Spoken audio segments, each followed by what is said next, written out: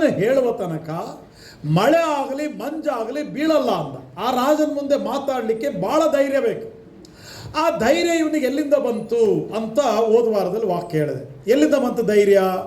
ದೇವರು ಅವನ ಜೊತೆಯಲ್ಲಿದ್ದಾನೆ ಅನ್ನುವಂಥ ಧೈರ್ಯ ಅವನಿಗೆ. ದೇವರ ಮುಂದೆ ಪ್ರತಿ ದಿವಸ ಮೊಣಕಾಲೂರಿ ಪ್ರಾರ್ಥಿಸುವ ನನಗೆ, ಪ್ರತಿ ದಿವಸ ದೇವರನ್ನು ನೋಡುವಂಥ ನನಗೆ ಆಹಾಬನ ಯಾವ ಲೆಕ್ಕ? ದೇವರ ಮುಂದೆ ನಾನು ನಿಲ್ತೀನಿ, ಆಹಾಬನ ಮುಂದೆ ನಿಲ್ಲಕ್ಕಾಗಲ್ಲೇನು ಅನ್ನುವಂಥ ಧೈರ್ಯ ಅವನಿಗೆ. ಅವನು ಮಾಡುವ ಪ್ರಾರ್ಥನೆ ಅವನಿಗೆ ಧೈರ್ಯ. ಅವನು ನಿಂತಿರುವಂಥ ಸನ್ನಿಧಾನ ಅಂದರೆ ದೇವರ ಸನ್ನಿಧಾನವೇ ಅವನ ಧೈರ್ಯ ಆಗಿತ್ತು. ಧೈರ್ಯವಾಗಿ ಮಾತಾಡ್ದ. ನಾನು ಹೇಳೋ ತನಕ ಮಳೆ ಆಗಲಿ ಮಂಜಾಗಲಿ ಬೀಳಲ್ಲ ಅಂದ. ಹಲ್ಲೆಲೂಯ. ನಾನು ಹೇಳೋ ತನಕ ಮಳೆ ಆಗಲಿ ಮಂಜಾಗಲಿ ಬೀಳಲ್ಲ ಅಂದ. ತಿಷ್ಬಿಯನಾದ ಏಲಿಯನ ಧೈರ್ಯ ಅದು. ಅಷ್ಟು ಧೈರ್ಯವಾಗಿ ಮಾತಾಡ್ದ. ಈಗ ಇಷ್ಟು ಧೈರ್ಯವಾಗಿ ಮಾತಾಡಿದ ನಂತರ, ಅಥವಾ ಮಾತಾಡಕ್ಕೆ ಮುಂಚೆ, ಇಲ್ಲ ಮಾತಾಡಿದ ನಂತರ, ಒಂದು ವೇಳೆ ದೇವರ ಹತ್ರ ಏಲಿಷ ಮಾತಾಡ್ತಾ ಕೇಳೋದಾದರೆ, ದೇವರೇ ನಾನು ಆಹಾಬನ ಮುಂದೋಗಿ ಏನೋ ನಿಂತು ನಾನು ಮಾತಾಡ್ತೀನಿ, ಮಳೆ ಆಗಲಿ ಮಂಜಾಗಲಿ ಬೀಳಲ್ಲ ಅಂತ ನಾನು ಹೇಳ್ತೀನಿ, ನೀನು ಹೇಳ್ದಂಗೆ ನಾನು ಹೇಳ್ತೀನಿ, ನೆಕ್ಸ್ಟ್ ಏನಾಗುತ್ತೆ? ನಾನೊಂದು ವೇಳೆ ಆ ಥರ ಹೇಳಿದ ನಂತರ ಏನಾಗುತ್ತೆ? ಇಜಬೇಲಳು, ಆಹಾಬನ ಹೆಂಡತಿ ಇಜಬೇಲಳು ನನ್ನನ್ನು ಕೊಲ್ತಾಳ? ಅಥವಾ ಆಹಾಬನು ನನ್ನನ್ನು ತಗೊಂಡೋಗಿ ಜೈಲಲ್ಲಿ ಹಾಕ್ತಾನ? ಅಥವಾ ದೇವದೂತರು ಬಂದು ನನ್ನನ್ನು ಪರಲೋಕಕ್ಕೆ ಕರ್ಕೊಂಡು ಹೋಗ್ತಾರ? ಏನಾಗುತ್ತೆ ನೆಕ್ಸ್ಟ್? ಒಂದು ವೇಳೆ ದೇವರಿಗೆ ಕೇಳುವ ಅವಕಾಶ ಏಲಿಯನಿಗಿದ್ದು ಏಲಿಯನು ಆ ಥರ ದೇವರಿಗೆ ಕೇಳಿದ್ರೆ ಏನಾಗುತ್ತಪ್ಪ? ಇಜಬೇಲಲ್ಲಿ ನನ್ನನ್ನು ಕೊಲ್ತಾಳೇನೋ? ಇಲ್ಲ ಆಹಾಬನು ನನ್ನನ್ನು ತಗೊಂಡೋಗಿ ಜೈಲಲ್ಲಿ ಹಾಕ್ತಾನೇನೋ? ಇಲ್ಲ ಇಬ್ಬರು ದೇವದೂತರು ಬಂದು ನನ್ನನ್ನು ಪರಲೋಕಕ್ಕೆ ಕರ್ಕೊಂಡು ಹೋಗ್ತಾರ? ಏನಾಗುತ್ತೆ ಸ್ವಾಮಿ ಅಂತ ಒಂದು ವೇಳೆ ಏಲಿಯ ಕೇಳಿದ್ರೆ ದೇವರು ಅದಕ್ಕೆ ಉತ್ತರ ಹೇಳಲ್ಲ. ಹಲ್ಲೆಲೂಯ. ದೇವರು ಏನು ಹೇಳಲ್ಲ. ನಾನು ಏನು ಹೇಳಲ್ಲ ಎಲಿಯ, ನೀನು ಹೋಗು, ನಾನು ಹೇಳಿದ್ದೀನ ಅಲ್ಲಿ ಹೇಳು ಅಷ್ಟೇ. ನೆಕ್ಸ್ಟ್ ಏನಾಗುತ್ತೆ ಅನ್ನೋದು ನಿನಗೆ ಬೇಡ. ನನ್ನ ಮೇಲೆ ನಂಬಿಕೆ ಇದೆಯಾ ನಿನಗೆ? ನನ್ನ ಮೇಲೆ ವಿಶ್ವಾಸ ಇದೆಯಾ? ನೆಕ್ಸ್ಟ್ ಏನಾಗುತ್ತೆ ಅನ್ನೋದು ಹೇಳಿದ್ರೆ ನಿನ್ನ ನಂಬಿಕೆಗೆ ಅರ್ಥ ಇಲ್ಲ. ನಾ ಹೇಳೋದು ಗೊತ್ತಾಗ್ತಿದೆಯಾ? ಭಾಳ ಜನರಿಗೆ ಏನು ಬೇಕಂದ್ರೆ ಪ್ರಾರ್ಥಿಸಿದ ಕೂಡಲೇ ತಕ್ಷಣ ರಿಸಲ್ಟ್ ಬೇಕು. ಪ್ರೇಯರ್ ಮಾಡೋಕ್ಕೆ ಮುಂಚೆನೆ ರಿಸಲ್ಟ್ ಎದುರು ನೋಡ್ತೀವಿ ನಾವು. ಅಂದರೆ ಪ್ರಾರ್ಥನೆಯ ಉತ್ತರವನ್ನು ಎದುರು ನೋಡ್ತೀವಿ. ಪ್ರೇಯರ್ ಮಾಡಿದ ತಕ್ಷಣ ಆಗಬೇಕು. ಇಲ್ಲ ಪ್ರೇಯರ್ ಮಾಡೋಕ್ಕೆ ಮುಂಚೆನೆ ನನಗೆ ಹಿಂಗಾಗ್ಬೋದು ಅಂತ ಅಂದಾಜು ಮಾಡ್ತೀವಿ. ನಾನು ಹೇಳ ದೇವ್ರ ಮಕ್ಕಳೇ, ಪ್ರೇಯರ್ ಮಾಡಿದ ನಂತರ ಏನಾಗುತ್ತೋ ನಮಗೆ ಗೊತ್ತಿಲ್ಲ. ದೇವ್ರನ್ನ ಕೇಳಿದ ನಂತರ ಏನಾಗುತ್ತೋ ನಮಗೆ ಗೊತ್ತಿಲ್ಲ. ಪ್ರೇಯರ್ ಮಾಡೋದಷ್ಟೇ ನಮ್ಮ ಕೆಲಸ ರೀ. ಉಳಿದಿದ್ದೆಲ್ಲ ನಂಬಿಕೆ ದೇವ್ರ ಮೇಲೆ ಇಡೋದು ನಾವು. ಹಲ್ಲೆಲೂಯ. ಅಲ್ಲಿ ಹೋಗಿ ನೀನು ಹೇಳು. ಹೇಳಿದ ನಂತರ ಏನಾಗುತ್ತೆ ನಿನಗದು ಬೇಡ. ಹೇಳಿದ ನಂತರ ಏನಾಗುತ್ತೆ ಅನ್ನೋದನ್ನು ನಾನು ಹೇಳೋದಾದರೆ ನಿನಗಲ್ಲಿ ನಂಬಿಕೆ, ನಿನ್ನ ನಂಬಿಕೆಗೆ ಅರ್ಥ ಇಲ್ಲ. ಆದ ಕಾರಣ ನೀನು ನನ್ನ ಮೇಲೆ ನಂಬಿಕೆ ಇದೆಯಾ, ವಿಶ್ವಾಸ ಇದೆಯಾ ನನ್ನ ಮೇಲೆ? ಹೋಗು, ನಿನ್ನ ರಾಜನ ಮುಂದೆ ನಿಂತು ಮಾತಾಡು. ಸರಿಪ್ಪ ಆಯ್ತು, ಪರಿಸ್ಥಿತಿ ಏನಾದರೂ ಆಗಲಿ, ನೆಕ್ಸ್ಟ್ ನೀನು ಹೇಳಿದೆಯಲ್ಲ, ನಾನು ಹೋಗಿ ರಾಜನ ಮುಂದೆ ಮಾತಾಡ್ತೀನಿ. ಹೋದ, ರಾಜನಿಗೆ ಹೇಳ್ದ, ನಾನು ಹೇಳುವ ತನಕ, ನಾನು ಸೂಚಿಸುವ ತನಕ ಮಳೆ ಆಗಲಿ ಮಂಜಾಗಲಿ ಈ ದೇಶದಲ್ಲಿ ಬೀಳಲ್ಲ ಅಂತ ಅಂದಾರೆ. ಅವನು ಹೇಳಕ್ಕೆ ಮುಂಚೆ 6 ತಿಂಗಳು ಮಳೆ ಬಂದಿರಲಿಲ್ಲ. ಅವನು ಹೇಳಿದ ನಂತರ 3 ವರ್ಷ ಮಳೆ ಬರಲಿಲ್ಲ. ಒಟ್ಟೆಷ್ಟಾಯಿತು? 3.5 ವರ್ಷ. 3.5 ವರ್ಷ ಆದ ನಂತರ 18ನೇ ಅಧ್ಯಾಯದ ಮೊದಲನೇ ವಾಕ್ಯದಲ್ಲಿ ದೇವರು ಹೇಳಿದರು, ಏಲಿಯಾ ಹೋಗು, ನಾನು ಮಳೆ ಬರಂಗೆ ಮಾಡ್ತೀನಿ, ನೀನು ಹೋಗಿ ಹೇಳು, ನೀನು ಪ್ರಾರ್ಥನೆ ಮಾಡು, ನೀನು ದೇವರ ಹತ್ರ ಬೇಡು, ನಾನು ಮಳೆ ಬರೆಸ್ತೀನಿ ಅಂತ ಅಂದರು. 17ನೇ ಅಧ್ಯಾಯ 3 ವರ್ಷಗಳ ಕಾಲ ನಡೆದ ಘಟನೆ. 17ನೇ ಅಧ್ಯಾಯ ಅದೊಂದೇ ಅಧ್ಯಾಯ 3 ವರ್ಷ ನಡೀತರಿ, 1ರಿಂದ 24 ವಚನ. 18ನೇ ಅಧ್ಯಾಯ 3 ವರ್ಷಗಳ ನಂತರ ನಡೆದ ಘಟನೆ. 18ನೇ ಅಧ್ಯಾಯದಲ್ಲಿ ಏನಿದೆ? ಅವನು ಪ್ರಾರ್ಥನೆ ಮಾಡ್ದ, ಮಳೆ ಬಂತು, ಹೋಗಿ ನೀನು ಪ್ರೇಯರ್ ಮಾಡಪ್ಪ, ನಾನು ಮಳೆ ಬರೆಸ್ತೀನಿ ಅಂತ ದೇವರು ಹೇಳಿದರು. 2ನೇ ಘಟನೆ ಏನಿದೆ ಅಲ್ಲಿ ಅಂದರೆ, ಇವನು ಹೋಗಿ ಪ್ರಾರ್ಥನೆ ಮಾಡಬೇಕಾಗಿತ್ತು, ದೇವರ ಹತ್ರ ಕೇಳಬೇಕಾಗಿತ್ತು, ದೇವರೇ ನೀನು ಆಕಾಶದಿಂದ ಬೆಂಕಿಯನ್ನು ಸುರಿಸು. ಕಟ್ಟಿಗೆಗಳ ರಾಶಿಯನ್ನಿಟ್ಟಿದ್ದಾರೆ, ಯಜ್ಞದ ರಾಶಿಗಳನ್ನಿಟ್ಟಿದ್ದಾರೆ. ಭಯಂಕರವಾಗಿ ನೀರನ್ನ ಸುರಿದಿದ್ದಾರೆ. ಆ ಕಟ್ಟಿಗೆ ಮೇಲೆ ನೀರೆಲ್ಲ ಸುರಿದಿದ್ದಾರೆ. ನೀನು ಸತ್ಯನ, ನಾನು ಸತ್ಯನ, ನಿನ್ನದು ಸತ್ಯನ, ನನ್ನದು ಸತ್ಯನ ಅನ್ನುವಂಥ ಒಂದು ಸವಾಲಿದೆ. ನೀನು ದೇವರೇ ಆಕಾಶದಿಂದ ಬೆಂಕಿ ಸುರಿಸಬೇಕು ಅಂತ ಅವನು 18ನೇ ಅಧ್ಯಾಯದಲ್ಲಿ ಪ್ರೇಯರ್ ಮಾಡಬೇಕಾಗಿತ್ತು. ಪ್ರೇಯರ್ ಮಾಡಿದ ನಂತರ ಆಕಾಶದಿಂದ ಬೆಂಕಿ ಬೀಳಬೇಕಾಗಿತ್ತು. ಇಡೀ ಆ ಕಟ್ಟಿಗೆಯನ್ನು ಹಾಕಿದಂಥ ನೀರನ್ನು ಸುಟ್ಟು ಬೂದಿ ಮಾಡಬೇಕಾಗಿತ್ತು. ಈ ಘಟನೆ ನಡಿಬೇಕಾಗಿತ್ತು. ಈ ಘಟನೆ ನಡಿಬೇಕಂದ್ರೆ 17ನೇ ಅಧ್ಯಾಯದಲ್ಲಿ ಏಲಿಯನಿಗೆ ತರಬೇತಿ ಬೇಕಾಗಿತ್ತು. ನಾ ಹೇಳೋದು ಗೊತ್ತಾಗ್ತಿದೆಯಾ? 18ನೇ ಅಧ್ಯಾಯದಲ್ಲಿ ದೊಡ್ಡ ಸವಾಲಿದೆ. 18ನೇ ಅಧ್ಯಾಯದಲ್ಲಿ ಅವನು ಎದುರಿಸಬೇಕಾದಂಥ ಕಾರ್ಯಗಳಿದೆ. ಅಸಾಧ್ಯವಾದ ಕಾರ್ಯವನ್ನು ಎದುರುಗೊಳ್ಬೇಕು ಅವನು. ನನ್ನ ದೇವರು ಜೀವಸ್ವರೂಪನಾದ ದೇವರು ಅಂತ ನಿರೂಪಿಸಬೇಕಾಗಿತ್ತು. ದೊಡ್ಡ ಸವಾಲು ಅವನ ಎದುರುಗಡೆ ಇದೆ.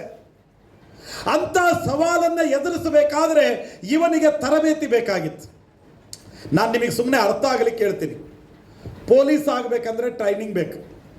ಮಿಲ್ಟ್ರಿ ಮನುಷ್ಯ ಆಗಬೇಕಂದ್ರೆ ಟ್ರೈನಿಂಗ್ ಬೇಕು. ಒಬ್ಬ ಟೀಚರ್ ಆಗಬೇಕಂದ್ರೆ ಟ್ರೈನಿಂಗ್ ಬೇಕು. ಡಾಕ್ಟರ್ ಆಗಬೇಕಂದ್ರೆ ಟ್ರೈನಿಂಗ್ ಬೇಕು. ನೀವು ಏನು ಜಾಬ್ಗಳು ಮಾಡ್ತಾ ಇದ್ದೀರಲ್ಲ, ನೀವು ಯಾವ ಜಾಬನ್ನು ಮಾಡ್ತಾ ಇದ್ದೀರೋ ಅದೆಲ್ಲದಕ್ಕೂ ತರಬೇತಿ ಬೇಕು. ಟ್ರೈನಿಂಗ್ ಇಲ್ಲ ಅಂದರೆ ಈ ಜಾಬ್ ಮಾಡೋಕ್ಕಾಗಲ್ಲ. ಟ್ರೈನಿಂಗು ಸುಲಭವಾಗಿರಲ್ಲ ರೀ. ಟ್ರೈನಿಂಗ್ ಬಹಳ ಕಷ್ಟವಾಗಿರುತ್ತೆ.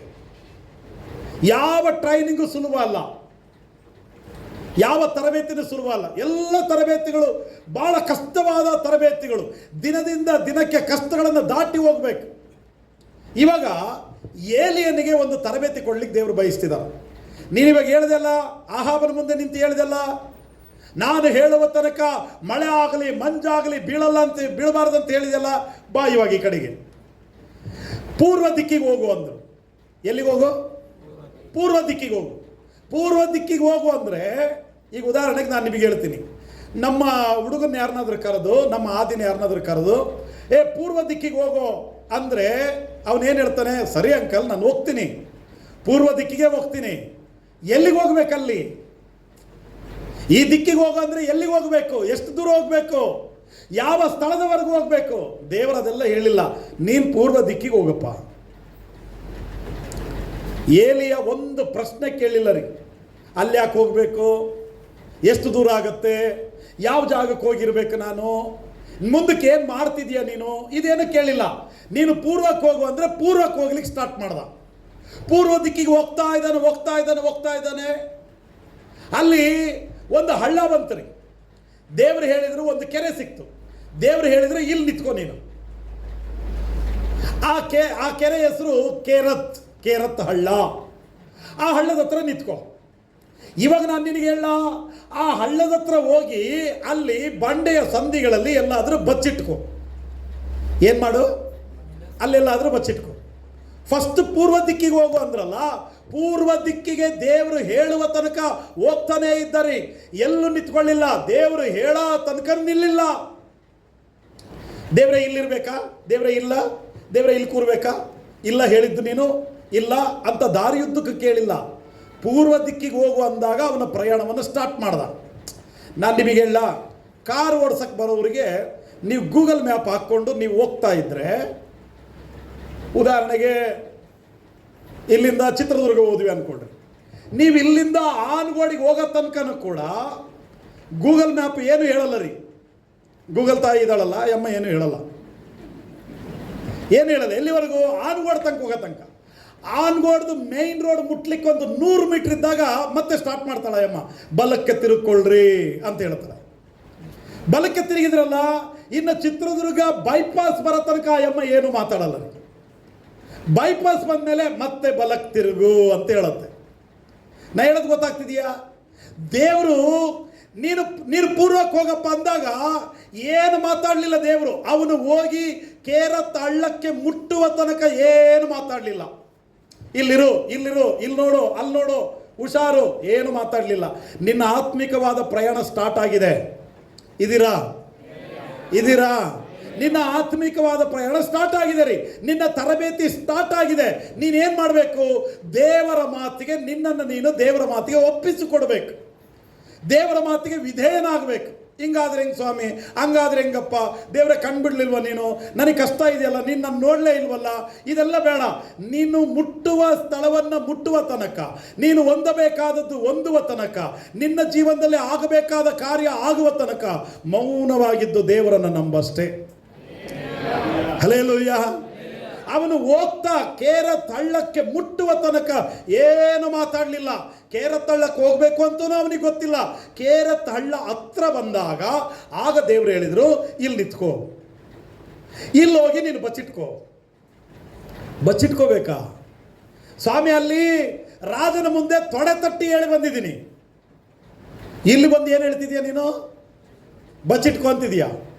ಅಲ್ಲಿ ಪವರ್ಫುಲ್ಲಾಗಿ ನಾನು ಮಾತಾಡಿದ್ದೀನಿ. ನಾನು ಹೇಳೋ ತನಕ ಮಳೆ ಆಗಲಿ ಮಂಜಾಗಲಿ ಬೀಳೋದಿಲ್ಲ ಅಂತ ಹೇಳಿ ಬಂದಿದ್ದೀನಿ. ಇಲ್ಲಿ ಬಂದಾಗ ನೀನು ಏನು ಹೇಳ್ತಿದೀಯಾ? ಬಚ್ಚಿಟ್ಕೋ ಅಂತೀಯಲ್ಲ ಸ್ವಾಮಿ. ಹೌದು, ಬಚ್ಚಿಟ್ಕೋ.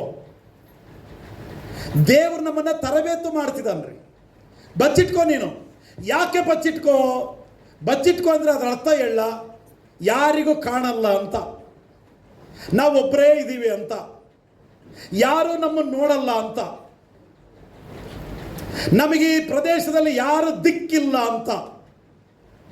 ಬಚ್ಚಿಟ್ಕೊಳ್ಳೋದಂದ್ರೆ ನಿನ್ನನ್ನು ಯಾರು ನೋಡಲ್ಲ. ಬಚ್ಚಿಟ್ಕೊಳ್ಳೋದಂದ್ರೆ ನೀನು ಯಾರನ್ನು ನೋಡಲ್ಲ, ನೀನು ಯಾರಿಗೂ ಕಾಣಲ್ಲ, ನಿನಗೂ ಯಾರು ಕಾಣಲ್ಲ. ಬಚ್ಚಿಟ್ಕೋಬೇಕಂದ್ರೆ ಒಂಟಿಯಾಗಿರುವಂಥದ್ದು, ಒಬ್ಬನೇ ಇರಬೇಕು. ಯಾರು ನೋಡಬಾರ್ದು ನಿನ್ನನ್ನು, ನೀನು ಒಬ್ಬನೇ ಇರು.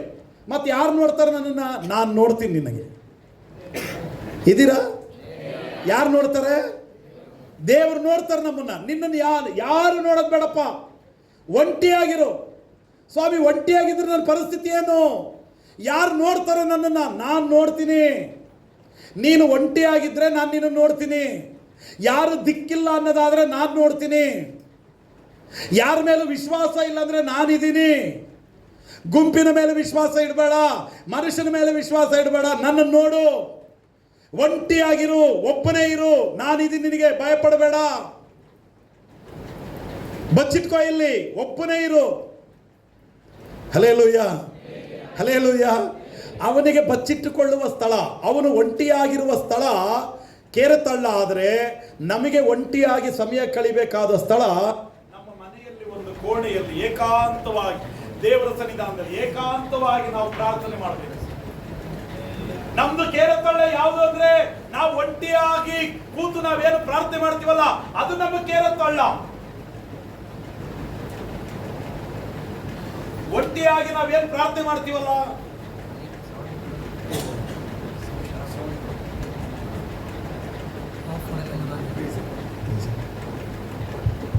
Price the lord, praise the lord, praise the lord. ಕೇಳಿಸ್ಕೊಳ್ರಿ, ಪ್ರೈಸ್ ದಿ ಲಾರ್ಡ್. ಇಲ್ಲಿ ಕೇಳಿಸ್ಕೊಳ್ರಿ. ನಾವು ಒಂಟಿಯಾಗಿ ಎಲ್ಲಿ ಕೂರ್ತೀವಲ್ಲ, ಎಲ್ಲಿ ನಾವು ಒಂಟಿಯಾಗಿ ಮೊಣಕಾಲು ಊರ್ತೀವೋ ಅದು ನಮ್ಮ ಕೇರತ್ ಹಳ್ಳ ರೀ. ಅಲ್ಲಿ ಕೇರತ್ ಹಳ್ಳಕ್ಕೆ ಹೋಗಿ ನೀನು ಬಚ್ಚಿಟ್ಕೊಂಡಿದ್ದಕ್ಕೆ ಕಾರಣ, ಇವನು ಯಾರನ್ನು ನೋಡಬಾರ್ದು. ನಾನು ಮತ್ತು ಹೇಳ್ತೀನಿ, ಟ್ರೈನಿಂಗ್ ನಡೀತಿದೆ, ಅವನಿಗೆ ತರಬೇತಿ ನಡೀತಿದೆ. ಯಾವ ಟ್ರೈನಿಂಗ್ ಅದು? ದೇವರ ಮೇಲೆ ಆದುಕೊಳ್ಳುವ ಟ್ರೈನಿಂಗ್, ದೇವರ ಮಾತು ಕೇಳಿ ದೇವರ ಮಾತಿನಂತೆ ನಡೆಯುವ ಟ್ರೈನಿಂಗ್. ಯಾರಿಲ್ಲ, ನಾನಿದ್ದೀನಿ ನಿನಗೆ. ಯಾರು ನನ್ನನ್ನು ನೋಡಲ್ಲ, ನಾನು ನೋಡ್ತೀನಿ ನಿನ್ನನ್ನು. ಒಂಟಿಯಾಗಿ ಕೇರತ್ ಹಳ್ಳದಲ್ಲಿ ದೇವರ ಸನ್ನಿಧಾನದಲ್ಲಿ ಸಮಯ ಕಳೆದ ನಿನ್ನ ಕೇರತ್ ಹಳ್ಳ. ನಾವು ಒಂಟಿಯಾಗಿ ಎಲ್ಲಿ ಮೊಣಕಾಲೂರ್ತೀವೋ ಅದು ನಮ್ಮ ಕೇರತ್ ಹಳ್ಳ ರೀ. Hallelujah, hallelujah. ನಾನು ನಿಮಗೆ ಹೇಳ, ಪ್ರತಿ ವಿಶ್ವಾಸಿ ಸಹ ಪ್ರತಿ ದಿನಕ್ಕೆ ಗಂಟೆಗಳ ಲೆಕ್ಕದಲ್ಲಿ ಅಲ್ಲದಿದ್ದರೂ ನಿಮಿಷಗಳ ಲೆಕ್ಕದಲ್ಲಾದರೂ ಒಂಟಿಯಾಗಿ ದೇವರ ಹತ್ರ ಸ್ವಲ್ಪ ಟೈಮ್ ಕಳಿಬೇಕು. ನಾ ಹೇಳೋದು ಗೊತ್ತಾಗ್ತಿದೆಯಾ? ಪ್ರತಿಯೊಬ್ಬ ವಿಶ್ವಾಸಿ ಪ್ರತಿ ದಿವಸ ಗಂಟೆಗಳ ಲೆಕ್ಕದಲ್ಲಿ ಅಲ್ಲದಿದ್ದರೂ ನಿಮಿಷಗಳ ಲೆಕ್ಕದಲ್ಲಾದರೂ ದೇವರ ಸನ್ನಿಧಾನದಲ್ಲಿ ಒಂಟಿಯಾಗಿ ಸಮಯ ಕಳಿಬೇಕು ಪ್ರತಿ ದಿವಸ. ಎಷ್ಟು ದಿವಸ ಅವನಲ್ಲಿದ್ದ ಕೇರತ್ ಹಳ್ಳದಲ್ಲಿ ಅಂದರೆ 10 ತಿಂಗಳಿಂದ 1 ವರ್ಷ, 10 ತಿಂಗಳಿಂದ 12 ತಿಂಗಳು. ಕೆಲವರು 1 ವರ್ಷ ಅಂತಾರೆ, ಕೆಲವರು 10 ತಿಂಗಳು ಅಂತಾರೆ.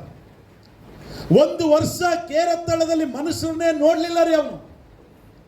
ಒಟ್ಟು ಮನುಷ್ಯರನ್ನ ನೋಡಲಿಲ್ಲ. 10 ತಿಂಗಳು ಕೇರತಳದಲ್ಲಿದ್ದ. ಟ್ರೈನಿಂಗ್ ನಡೀತಿದೆ. ಯಾಕಂದರೆ 18ನೇ ಅಧ್ಯಾಯದಲ್ಲಿ ಬಹಳಷ್ಟು ವಿಷಯಗಳನ್ನು ಅವನು ಎದುರಿಸಬೇಕಾಗಿದೆ. ಅದಕ್ಕೋಸ್ಕರ 17ನೇ ಅಧ್ಯಾಯದಲ್ಲಿ ಅವನಿಗೊಂದು ತರಬೇತಿ ನಡೀತಾ ಇದೆ ರೀ. ಇದು ಜೂಜಾಡುವಂಥ ಹುಂಜಗಳಿದೆಯಲ್ಲ, ಜೂಜಾಟಕ್ಕೆ ಬಿಡ್ತಾರಲ್ಲ, ಪಂದ್ಯಕ್ಕೆ ಬಿಡ್ತಾರಲ್ಲ, ಆ ಥರ ಹುಂಜಗಳು.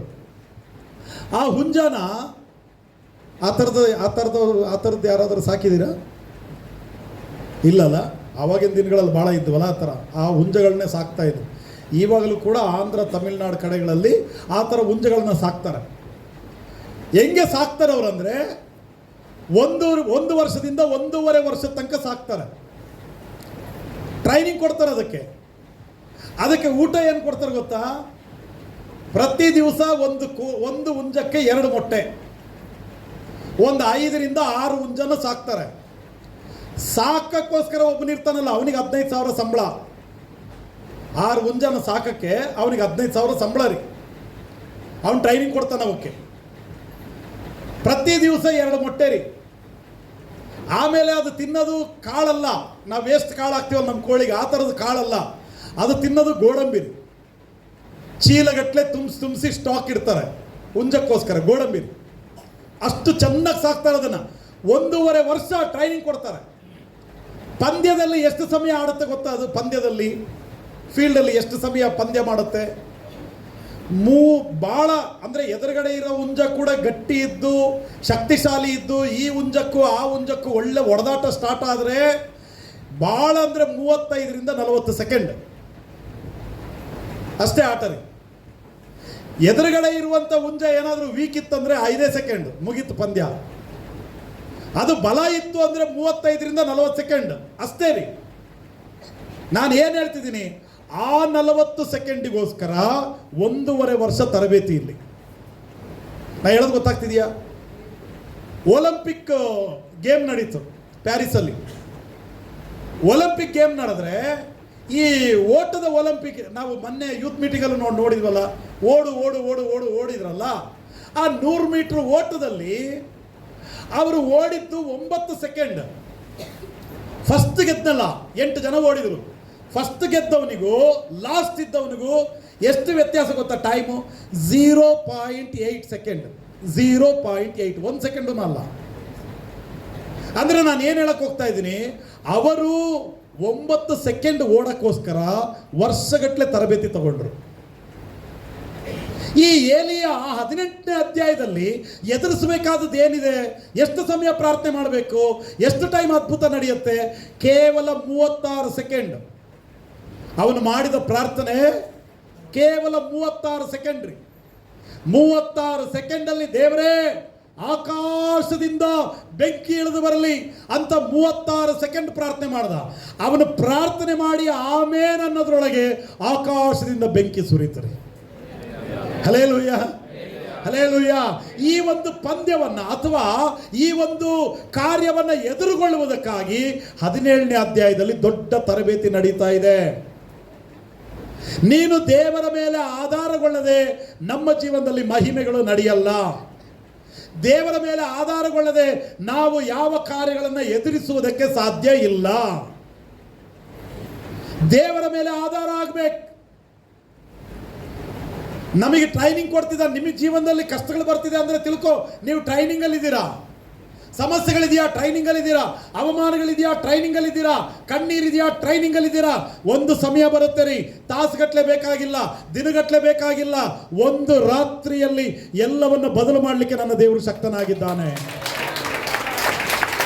ಅದಕ್ಕೆ ಮುಂಚೆ ನಾವು ತಾಳ್ಮೆಯಿಂದ ದೇವರು ಹೇಳಿದ ಎಲ್ಲ ಕಾರ್ಯಗಳನ್ನು ನಾವು ಮಾಡುವವರಾಗಬೇಕು. ಏಲಿಯ ಒಂದು ಪ್ರಶ್ನೆ ಕೇಳಿಲ್ಲ. ಹೋಗೋ ಪೂರ್ವ ದಿಕ್ಕಿಗೆ ಅಂದರೆ ಹೋದ. ಕೇರತಳದಲ್ಲಿ ಬಚ್ಚಿಟ್ಕೊ ಅಂದರೆ ಸ್ವಾಮಿ ಅಲ್ಲಿ ಕೂಗಿ ಬಂದಿದ್ದೀನಿ, ರಾಜನ ಮುಂದೆ ಅಷ್ಟು ಗಟ್ಟಿಯಾಗಿ ಮಾತಾಡಿ ಬಂದಿದ್ದೀನಿ, ನನಗೆ ಬಚ್ಚಿಟ್ಕೊ ಅಂತೀಯಲ್ಲ ಸ್ವಾಮಿ ಅನ್ನಲಿಲ್ಲ. ಬಚ್ಚಿಟ್ಕೋಬೇಕಾ? ಆಯ್ತಪ್ಪ, ನಾನು ಬಚ್ಚಿಟ್ಕೊಳ್ತೀನಿ. ನೆಕ್ಸ್ಟ್ ಏನು ಮಾಡಿದ್ರು ದೇವರು? ವಚನ ಓದ್ರಿ. ತರುವಾಯ ಯೆಹೋವನು ಎಲೀಷನಿಗೆ, ನೀನು ಈ ಸ್ಥಳವನ್ನು ಬಿಟ್ಟು ಪೂರ್ವ ದಿಕ್ಕಿಗೆ ಹೋಗಿ ಯೋರ್ದಾನ್ ಹೊಳೆಯ ಆಚೆಯಲ್ಲಿರುವ ಕೆರೇತ್ ಹಳ್ಳದಲ್ಲಿ ಅಡಗಿಕೋ. ಆ ಹಳ್ಳದ ನೀರು ನಿನಗೆ ಪಾನವಾಗಿರುವುದು. ನಿನಗೆ ಆಹಾರ ತಂದು ಕೊಡಬೇಕೆಂದು ಕಾಗೆಗಳಿಗೆ ಆಜ್ಞಾಪಿಸಿದ್ದೇನೆ ಎಂದು ಹೇಳಿದನು. ನೋಡ್ರಿ, ನೀನು ಹೋಗಪ್ಪ ಕೆರೇತ್ ಹಳ್ಳದಲ್ಲಿರು, ಅಲ್ಲಿ ನೀರು ಕುಡ್ಕೋ, ನಾನು ಕಾಗೆಗಳಿಗೆ ಆಜ್ಞಾಪನೆ ಮಾಡಿದ್ದೇನೆ, ಅದು ಊಟ ತಂದು ಕೊಡುತ್ತೆ. ಕಾಗೆಗಳಿಗೆ ಆಜ್ಞೆ ಮಾಡಿದ್ದೀನಿ, ಅದು ಊಟ ತಂದು ಕೊಡುತ್ತೆ. ನೀನು ಇಲ್ಲಿ ಕೆರೇತ್ ಹಳ್ಳದಲ್ಲಿ ನೀರು ಕುಡ್ಕೋ, ನೀರು ಸಿಕ್ತು, ಊಟ ಸಿಕ್ತು, ನೀನು ಆರಾಮಾಗಿ ಇರಿ ಇಲ್ಲಿ ಅಂತ ದೇವರು ಹೇಳಿದರು. ದೇವರು ನಮಗಾಗಿ ಕಾರ್ಯಗಳನ್ನು ಮಾಡ್ಲಿಕ್ಕೆ ಬಯಸ್ತಿದ್ದಾರೆ, ನಮ್ಮ ಒಳಗೆ ಕಾರ್ಯಗಳನ್ನ ಮಾಡ್ಲಿಕ್ಕೆ ಬಯಸ್ತಿದ್ದಾರೆ, ನಮ್ಮ ಮೂಲಕ ಕಾರ್ಯಗಳನ್ನ ಮಾಡಲಿಕ್ಕೆ ದೇವರು ಬಯಸ್ತಾನೆ. ನಿಮಗೆ ಅರ್ಥ ಆಯ್ತಾ ನಾನು ಹೇಳಿದ್ದು? ನಮಗಾಗಿ ದೇವರು ಕಾರ್ಯ ಮಾಡ್ಲಿಕ್ಕೆ ಬಯಸ್ತಾನೆ. ನಮಗಾಗಿ ಏನು ಮಾಡಿದ್ರು? ಕಲ್ವಾರಿ ಶಿಲುಬೆಯಲ್ಲಿ ಪ್ರಾಣ ಕೊಟ್ಟರು, ರಕ್ಷಣೆಯ ಸೌಭಾಗ್ಯ ಕೊಟ್ಟರು. ನಮಗಾಗಿ ಏನು ಮಾಡ್ತಾನೆ ದೇವರು ಅಂದರೆ ರಕ್ಷಣೆ ಕೊಡ್ತಾರೆ, ನಮ್ಮೊಳಗೆ ಕಾರ್ಯ ಮಾಡ್ತಾರೆ. ನಮ್ಮೊಳಗೆ ಕಾರ್ಯ ಮಾಡೋದೇನು? ಕೆಟ್ಟವರಾಗಿದ್ವಿ, ಒಳ್ಳೆಯವರನ್ನಾಗಿ ದೇವರು ಮಾರ್ಪಾಟು ಮಾಡಿದರು. ಪಾಪಿಗಳಾಗಿದ್ವಿ, ಪರಿಶುದ್ಧರನ್ನಾಗಿ ದೇವರನ್ನ ಮಾರ್ಪಾಟು ಮಾಡಿದರು. ಅದು ನಮ್ಮ ಒಳಗೆ ದೇವರು ಮಾಡುವ ಕಾರ್ಯ. ನಮ್ಮ ಮೂಲಕವಾಗಿ ದೇವರು ಕಾರ್ಯ ಮಾಡ್ಲಿಕ್ಕೆ ಬಯಸ್ತಾರೆ. ಅದೇನು? ದೇವರ ಸೇವೆಯ ಕಾರ್ಯಗಳು. ನನ್ನ ಮೂಲಕ ದೇವರಿಗೆ ಕಾರ್ಯ ಆಗಬೇಕು, ನಿಮ್ಮ ಮೂಲಕ ದೇವರಿಗೆ ಕಾರ್ಯ ಆಗಬೇಕು, ಈ ಮಕ್ಕಳ ಮೂಲಕ ದೇವರಿಗೆ ಕಾರ್ಯ ಆಗಬೇಕು, ನಮ್ಮ ಒಬ್ಬೊಬ್ಬರ ಮೂಲಕ ದೇವರಿಗೆ ಕಾರ್ಯ ಆಗಬೇಕ್ರಿ. ನಮಗಾಗಿ, ನಮ್ಮೊಳಗೆ, ನಮ್ಮ ಮೂಲಕ ಕಾರ್ಯಗಳಾಗಬೇಕು. ಇಲ್ಲಿ ಏಲಿಯನ ಜೀವನದಲ್ಲಿ ಕೂಡ ಅಷ್ಟೇ, ಅವನ ಮೂಲಕವಾಗಿ ಏನೋ ದೇವರು ಕಾರ್ಯ ಮಾಡ್ಲಿಕ್ಕೆ ಬಯಸ್ತಾ ಇದ್ದಾರೆ. ನಾನು ನಿಮಗೊಂದು ಮಾತು ಹೇಳ, ಆರಾಧನೆ ಅನ್ನೋದು ಸ್ಟೇಜ್ ಪರ್ಫಾರ್ಮೆನ್ಸ್ ಅಲ್ಲ. ನಾನು ನಿಮಗೆ ಹೇಳೋದು ಗೊತ್ತಾಯ್ತಾ? ಆರಾಧನೆ ಅನ್ನೋದು ಸ್ಟೇಜ್ ಪರ್ಫಾರ್ಮೆನ್ಸ್ ಅಲ್ಲ ರೀ. ವೇದಿಕೆ ಮೇಲಿದ್ದಾಗ ಏನು ಭಕ್ತಿ ಮಾಡ್ತಾರೋ, ವೇದಿಕೆ ಮೇಲಿದ್ದಾಗ ಏನು ಆರಾಧನೆ ಮಾಡ್ತಾರೋ, ವೇದಿಕೆಯಲ್ಲಿದ್ದಾಗ ಏನು ದೇವರನ್ನ ಕೂಗ್ತಾರೋ, ಅದರ ಪ್ರಕಾರ ನೀವು ಭಕ್ತಿಯನ್ನು ಅಳತೆ ಮಾಡಿದ್ರೆ 99 ಭಾಗ ಭಕ್ತಿಯಲ್ಲಿ ಫೇಲ್ ಆಗ್ತೀವಿ ನಾವು. ವೇದಿಕೆಯಲ್ಲಿ ಇಲ್ಲದೆ ಇರುವಾಗಲೂ, ಸಭೆಯಲ್ಲಿ ನಾವು ಇಲ್ಲದೆ ಇರುವಾಗಲೂ, ನಾವಿರುವ ಸ್ಥಳದಲ್ಲಿ, ನಾವು ವಾಸ ಮಾಡುವ ಸ್ಥಳದಲ್ಲಿ, ನಾವು ಓಡಾಡುವ ಸ್ಥಳದಲ್ಲಿ, ಕೆಲಸ ಮಾಡುವ ಸ್ಥಳದಲ್ಲಿ ನಮ್ಮ ಹೃದಯವು ದೇವರನ್ನ ಆರಾಧನೆ ಮಾಡಿದರೆ ಅದು ನಿಜವಾದ ಆರಾಧನೆ. ಹಲ್ಲೆಲೂಯ. ಇಲ್ಲಿ ಎಲ್ಲರೂ ಆರಾಧನೆ ಮಾಡ್ತೀವಿ ನಾವು, ಯಾಕಂದ್ರೆ ಪಕ್ಕದವರು ಕೂಗ್ತಾರಲ್ಲ, ನಾವು ಕೂಗ್ತೀವಿ. ಹಿಂದ್ಗಡೆ ಅವರು ಆರಾಧನೆ ಮಾಡ್ತಾರೆ, ನಾವು ಆರಾಧನೆ ಮಾಡ್ತೀವಿ. ದೇವರ ಮಕ್ಕಳೇ, ಸಭೆ ಒಳಗಡೆ ಬಂದಾಗ ಯಾರಿಗೂ ಸುಮ್ಮನಿರಕ್ಕೆ ಮನಸ್ಸಾಗಲ್ಲ. ಇದೀರಾ? ಯಾರಿಗೂ ಸುಮ್ಮನಿರಕ್ಕೆ ಮನಸ್ಸಾಗಲ್ಲ ರೀ. ಎಲ್ಲರೂ ಆರಾಧನೆ ಮಾಡ್ತಿರುವಾಗ ನಾವು ಸುಮ್ಮನಿರಕ್ಕಾಗತ್ತಾ? ನಾವು ಕೂಡ ಆರಾಧನೆ ಮಾಡ್ತೀವಿ. ನಾನೇನು ಹೇಳ್ತಿದ್ದೀನಿ?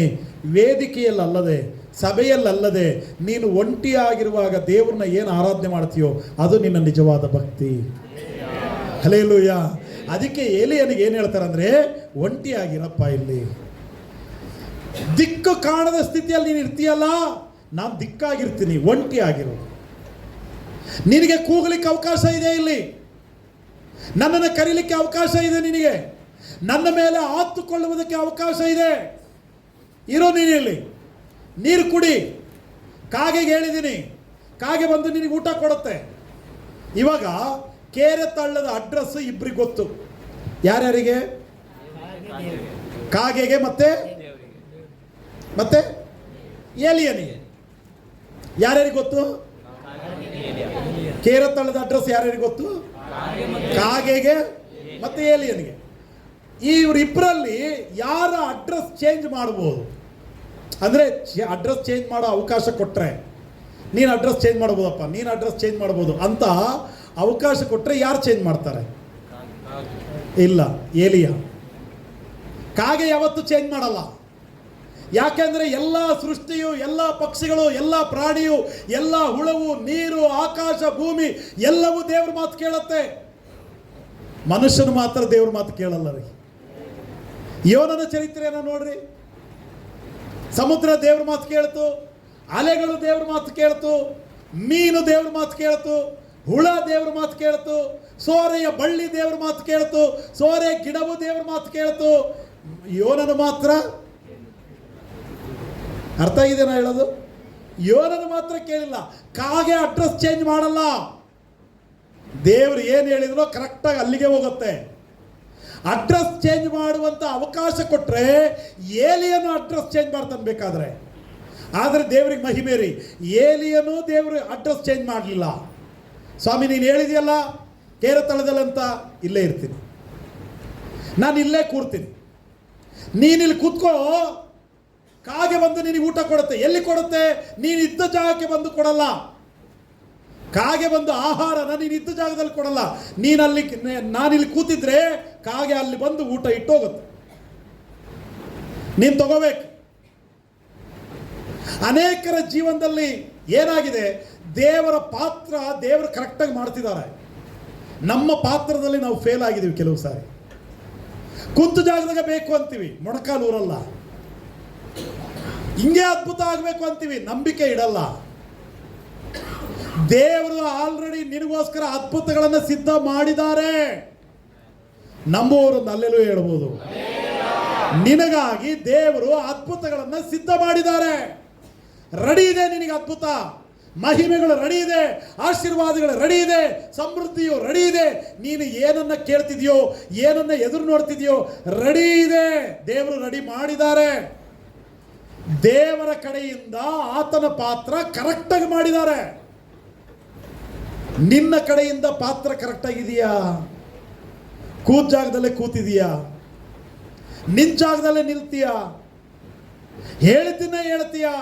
ನೀನೇನು ಮಾಡಲ್ಲ ದೇವರಿಗಾಗಿ, ಆದರೆ ಅದ್ಭುತ ಬೇಕು. ಮೊಣಕಾಲೂರಲ್ಲ, ಅದ್ಭುತ ಬೇಕು. ಒಂಟಿಯಾಗಿ ದೇವರ ಸನ್ನಿಧಾನದಲ್ಲಿ ಸಮಯ ಕಳೆಯಲ್ಲ, ಮಹಿಮೆ ಬೇಕು. ನಂಬಿಕೆ ಇಡಲ್ಲ, ಮಹಿಮೆ ಬೇಕು. ಗುಡುಕ್ತೀಯ, ಮಹಿಮೆ ಬೇಕು. ದೇವರಿಗೆ ಬೈತೀಯ, ಮಹಿಮೆ ಬೇಕು. ದೇವರ ಕಡೆಯಿಂದ ದೇವರು ಪರ್ಫೆಕ್ಟ್ ರೀ. ಅವರ ಕಡೆಯಿಂದ ಯಾವ ಮಿಸ್ಟೇಕ್ ಇಲ್ಲ. ನಾನು ಹೇಳೋದು ಅರ್ಥ ಆಗ್ತಿದ್ಯಾ? ಅವರ ಕಡೆಯಿಂದ ಯಾವ ಸಮಸ್ಯೆ ಇಲ್ಲ. ಅವರ ಪಾತ್ರ ಅವರು ಕರೆಕ್ಟಾಗಿ ಮಾಡ್ತಿದ್ದಾರೆ. ನಮ್ಮ ಪಾತ್ರ ನಾವು ಸರಿಯಾಗಿ ಮಾಡ್ತಿಲ್ಲ.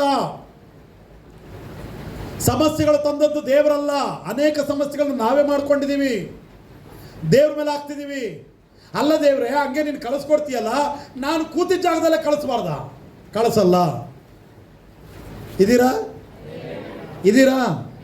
ಕಳಿಸಲ್ಲ. ನೀನು ಮೊಣಕಾಲೂರದೆ, ನೀನು ಪ್ರಾರ್ಥನೆ ಮಾಡದೆ, ನೀನು ನಂಬಿಕೆ ಇಡದೆ, ವಿಶ್ವಾಸ ಇಡದೆ, ಆತ್ಮಿಕವಾಗಿ ಜೀವಿಸಿ ನಡೆಯದೆ, ಹೇಗೆ ನಾವು ಅಂದುಕೊಳ್ಳುವ ಕಾರ್ಯಗಳು ನಮ್ಮ ಜೀವನದಲ್ಲಿ ನಡೀಲಿಕ್ಕೆ ಸಾಧ್ಯ? ದೇವರಂತೂ ಕೊಡ್ತಾನ್ರಿ. ಕಾಗೆ ಕಳಿಸ್ತೀನಿ ಅಂತ ಹೇಳಿದರೆ ಕಳಿಸಿದಾರೆ ದೇವರು. ನಿನಗೆ ಊಟ ಕೊಡ್ತೀನಿ ಅಂತ ಹೇಳಿದರೆ ಕೊಟ್ಟಿದ್ದಾನೆ ದೇವರು. ನೀನಿಲ್ಲಿ ಕೂತಿದೆಯಲ್ಲ, ಎದ್ದೋಗಿ ನೀನು ತಗೋ. ನಿನ್ನ ಪಾತ್ರ ಇಲ್ಲಿದೆ. ಎದ್ದೊಳ್ಬೇಕು, ಹೋಗ್ಬೇಕು, ರಿಸೀವ್ ಮಾಡಬೇಕು, ಪಡ್ಕೊಳ್ಬೇಕು. ಅನೇಕ ಜನರು ಆತ್ಮಿಕವಾಗಿ ಮಲಗಿದ ಸ್ಥಿತಿಯಲ್ಲಿದ್ದಾರೆ, ಕದಲದೇ ಇರುವ ಸ್ಥಿತಿಯಲ್ಲಿದ್ದಾರೆ. ಕದಲದೇ ಇರುವಂಥದ್ದು ಯಾವುದು? ಹೆಣ, ಶವಾರಿ.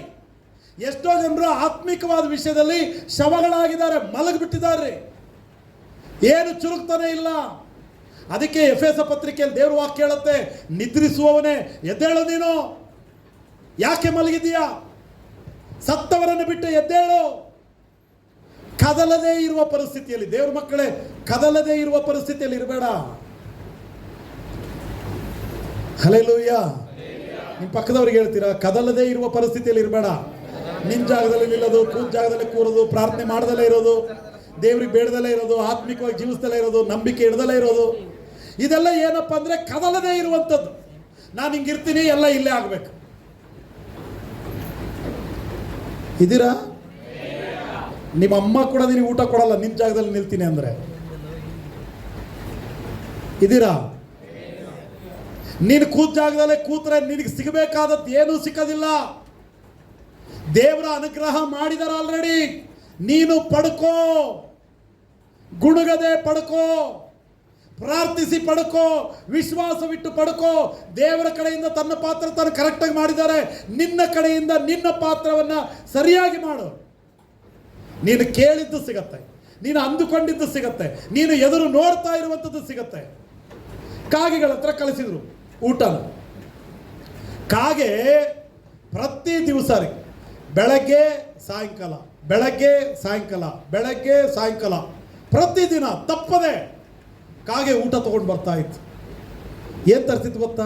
ಕಬಾಬ್ ರೀ, ಚಿಕನ್ ಕಬಾಬ್, ಮಾಂಸದ ಊಟ ರೀ. ಪ್ರತಿದಿನ ಬೆಳಗ್ಗೆ ಸಾಯಂಕಾಲ, ಬೆಳಗ್ಗೆ ಸಾಯಂಕಾಲ, ಬೆಳಗ್ಗೆ ಸಾಯಂಕಾಲ ಕಬಾಬ್ ತರ್ತಾ ಇತ್ತು. ಆರಾಮ್ ಊಟ ಮಾಡ್ತಿದ್ದಾರೆ. ಬೆಳಗ್ಗೆ ಊಟ ಮಾಡ್ದ, ಸಾಯಂಕಾಲ ಊಟ ಮಾಡ್ದ, ಬೆಳಗ್ಗೆ ಊಟ ಮಾಡ್ದ, ಸಾಯಂಕಾಲ ಮಾಡ್ದ. ಈಗ ಒಂದು ವೇಳೆ ದೇವ್ರ ಹತ್ರ ಮತ್ತು ಏಲಿಯನಿಗೆ ಮಾತಾಡುವ ಅವಕಾಶ ಇದ್ದು ಅವನೊಂದು ವೇಳೆ ಕೇಳಿದ್ರೆ ಏನಂತ, ದೇವ್ರೆ ದಿನಾ ಕಳ್ಸಕ್ಕೆ ನಿನಗೂ ಕಷ್ಟ ಆಗತ್ತಲ್ಲ, ದಿನಾ ಕಳ್ಸಕ್ಕೆ ತಗೊಂಬರಕ್ಕೆ ಆ ಕಾಗೆಗಳಿಗೂ ಕಷ್ಟ ಆಗತ್ತಲ್ಲ. ಇನ್ನೊಂದು ಮಾತು, ಕಾಗೆಗಳಿಂದ ಕಳಿಸೋದೇನು ಸ್ವಾಮಿ ನೀನು? ಬೇರೆ ಪಕ್ಷಿ ಸಿಗಲಿಲ್ಲ ನಿನಗೆ? ಕಾಗೆ ಕೈಯಿಂದ ಕಳಿಸ್ತಿದೆಯಲ್ಲ. ಕಾಗೆ ಊಟ ತಂದು ಕೊಡುವಂಥದ್ದ, ಇರುವ ಊಟ ಕಿತ್ಕೊಂಡು ಹೋಗುವಂಥದ್ದ?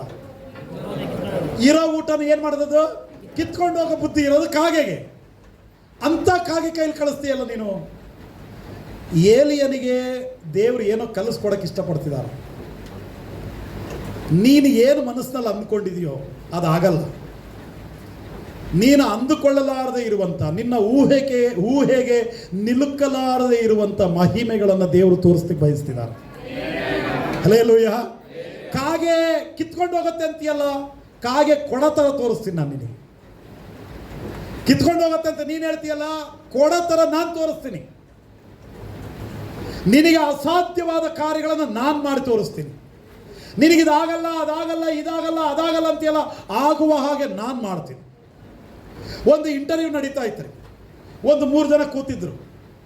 ಈ ಕೆಲಸಗಳಿಗೆ ಇಂಟರ್ವ್ಯೂ ನಡೀತಾ ಇರಬೇಕಾದ್ರೆ ಒಂದು ಲೇಡಿ 9 ಜನರನ್ನ ರಿಜೆಕ್ಟ್ ಮಾಡ್ತಾ ಹೋದ್ಲು. 9 ಜನರನ್ನ ರಿಜೆಕ್ಟ್ ಮಾಡ್ತಾ ಒಬ್ಬ ದೇವ್ರು ನಂಬಿದ ಮನುಷ್ಯ ನೆಕ್ಸ್ಟ್ 10ನೇವನು ಅವನು ಪ್ರಾರ್ಥನೆ ಮಾಡ್ತಿದ್ದಾನೆ, ದೇವರೇ ನನ್ನನ್ನು ಅಯ್ಯಮ್ಮನ ಹತ್ರ ಮಾತ್ರ ಕಳಿಸ್ಬೇಡಪ್ಪ, ಇಂಟರ್ವ್ಯೂಲ್ಲಿ 9 ಜನ ರಿಜೆಕ್ಟ್ ಮಾಡಿಬಿಟ್ಟಿದ್ದಾಳೆ ಅಯ್ಯಮ್ಮ, ನಾನು ಹೋದ್ನಂದ್ರೆ ನನಗೂ ರಿಜೆಕ್ಟ್ ಮಾಡಿಬಿಡ್ತಾಳೆ, ಇನ್ನು ಉಳಿದವ್ರು ಇಬ್ಬರಿದಾರಲ್ಲ ಅವ್ರ ಹತ್ರ ಕಳಿಸಪ್ಪ ಅಂತ ಪ್ರೇಯರ್ ಮಾಡ್ತಿದ್ದಂತೀವಿ. ಆದರೆ ದೇವ್ರೇನು ಮಾಡಿದ್ರು ಗೊತ್ತಾ, ಆ ಅಮ್ಮ ಆ ಹುಡುಗನ್ ನೋಡಿ ಏಯ್ ಪ್ಲೀಸ್ ಕಮ್ ಹಿಯರ್ ಅಂದಂತೆ. ಇವ್ರಿಗೆ ಒಳಗಡೆ ಗೊಂದಲ ಸ್ಟಾರ್ಟ್ ಆಗಿಬಿಡ್ತು. ಅಯ್ಯೋಯ್ಯೋ ದೇವ್ರ ಹತ್ರ ಕೇಳ್ತಾನೆ ಇದನ್ನ, ನಾ ಯಮ್ಮನ ಹತ್ರ ಕಳಿಸ್ಬೇಡ ಅಂತ ಅಲ್ಲಿಗೆ ಕಳಿಸಿದ್ರಲ್ಲ ಅಂತೇಳಿ ಗೊಂದಲ ಮಾಡ್ಕೊಂಡು ಹೋಗಿ ಆ ಯಮ್ಮನ ಎದುರುಗಡೆ ಕೂತ್ಕೊಂಡ. ಆ ಯಮ್ಮ ಕೇಳಿದ ಪ್ರಶ್ನೆಗೆಲ್ಲ ಇವನು ಉತ್ತರ ಹೇಳ್ದ. ದೇವ್ರಿಗೆ ಮಹಿಮೆ ಏನು ಗೊತ್ತಾ, ರಿಜೆಕ್ಟ್ ಮಾಡಲಿಲ್ಲ, ಅವನನ್ನು ಸೆಲೆಕ್ಟ್ ಮಾಡಿದ್ಲು ಅವಳು. ಅಷ್ಟು ಜನರನ್ನ ರಿಜೆಕ್ಟ್ ಮಾಡಿ ಅವನನ್ನು ಯಾಕೆ ಸೆಲೆಕ್ಟ್ ಮಾಡಿದ್ದಂದ್ರೆ ಇದು ದೇವರ ಕಾರ್ಯ.